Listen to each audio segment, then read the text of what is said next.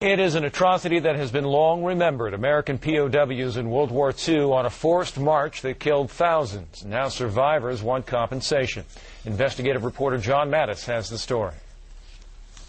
It was a march that went down in history. Became known as the Bataan Death March. Lester Tenney of Carlsbad knows he was there, an American POW. We fought battles, I would say, almost every single day, every night. The march started on April 10th, 1942. 12,000 Americans were captured on that day. About 1,700 came home. We were beaten on a daily basis. If the men could not walk any further, they were killed. Those who survived faced further horrors in POW camps with no food or water. We had 200 men dying a day, 300 men who were dying from the effects of the march. Tenney was then shipped to Japan to face more suffering. They violated our rights. Tenney isn't talking about the Japanese guards. He's talking about the Japanese companies that used American POWs as forced laborers. It was slavery, if you stop and realize what real slavery is all about. Tenney remembers laboring in Japanese coal mines for years. The way they would beat us in the coal mine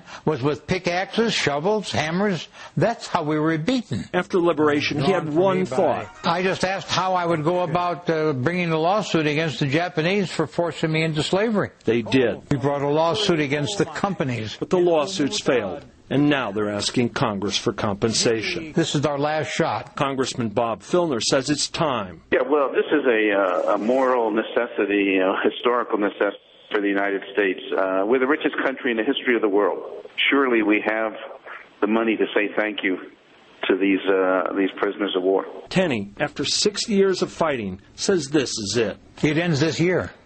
Either we get an award, which is an acknowledgement that what we've been doing all these years has been right, or we just have to give up. In Carlsbad, John Mattis, San Diego 6 News.